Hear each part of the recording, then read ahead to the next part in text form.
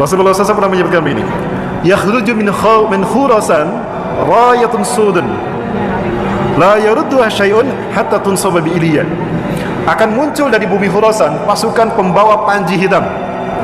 Tidak ada satupun kekuatan di muka bumi yang bisa mengalahkannya sampai mereka akan mengibarkan panji hitam itu di bumi Iliya, Al-Quds, Al-Aqsa. Khurasan itu adalah perbatasan antara Afghanistan dengan Iran, dan itu menunjukkan kepada Afghanistan. Kami sepakat jika pasukan para pembawa panji hitam itu adalah Taliban. Ya Rabbi bil Mustafa baligh maqasidana.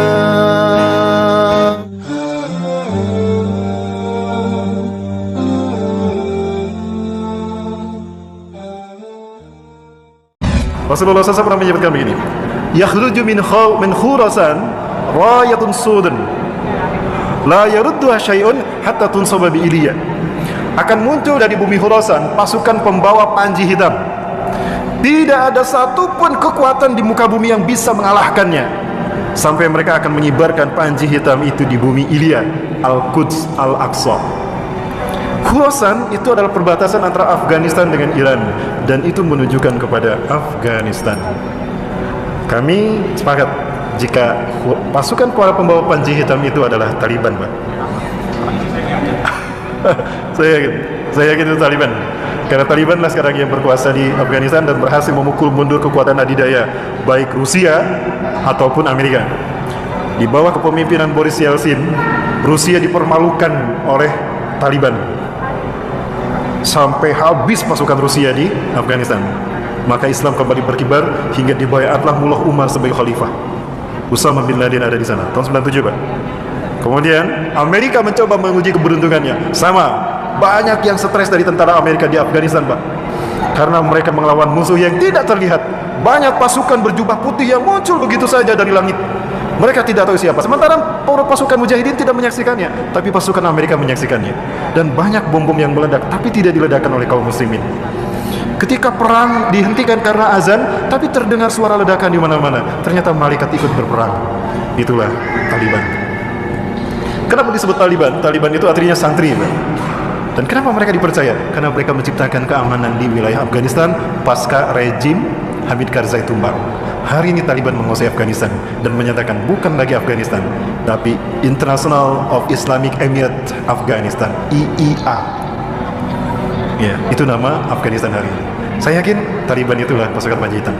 Nah, itu pasukan yang pertama dari 3 pasukan yang akan memimpin pembebasan dunia. Pasukan yang kedua adalah Ahlus Syam. Syam adalah Palestina dan Suriah.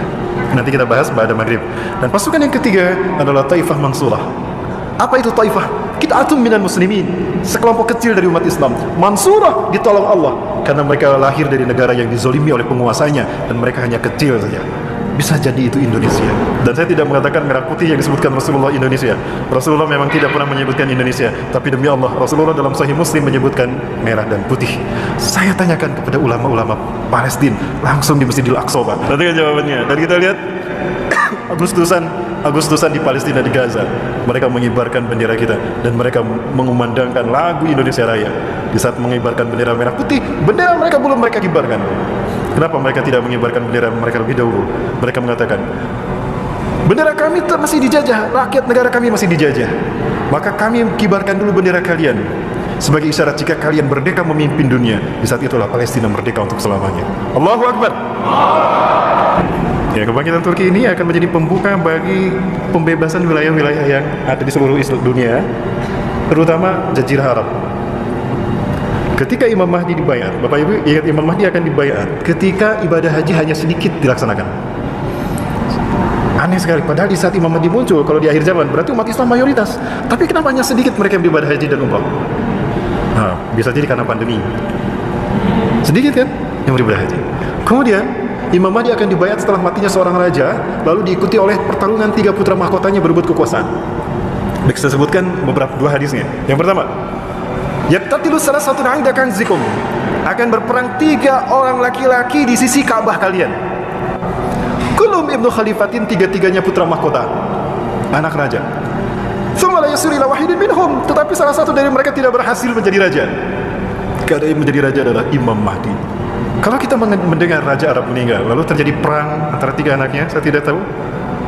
Perkiraan saya apakah antara Muhammad bin Salman, Muhammad bin Nayef dan Khalid bin Farhan, atau antara Muhammad bin Salman, Muhammad bin Nayef dan Al-Walid bin Talal.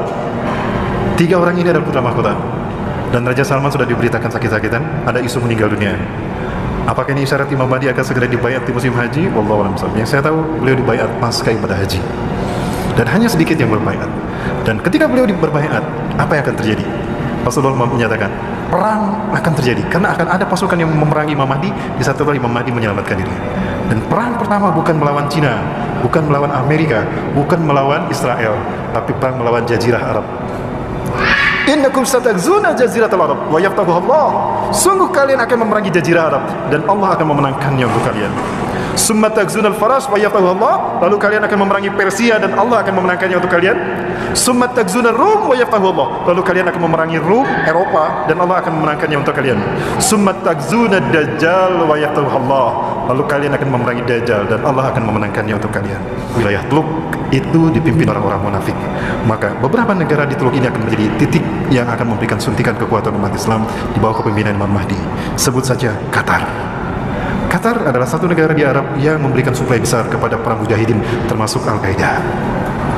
Kalau Inggris menjadi suaka politik bagi pemimpin yang memerangi Islam dan aliran sesat, maka Qatar adalah suaka politik bagi pejuang-pejuang Islam di seluruh dunia hari ini. Maka tidak menutup kemungkinan Bani Tamim akan muncul dari Qatar. Pemuda Bani Tamim akan muncul dari Qatar. Itu sempat ada pembahasan seperti itu kan. Artinya negara-negara Teluk ini akan menjadi pemicu kebangkitan wilayah Arab dan akan menjadi suntikan kekuatan bagi terciptanya kekuatan politik bagi Imam Mahdi. Siapa itu tadi? 3 pasukannya. Ashabul Tisud, kemungkinan Taliban, Ahlu Syam, Palestina dan Suriah, Taifah Mansurah, Asia Tenggara. Dan itu dipimpin Indonesia. أتيتك يا خالقي باكيا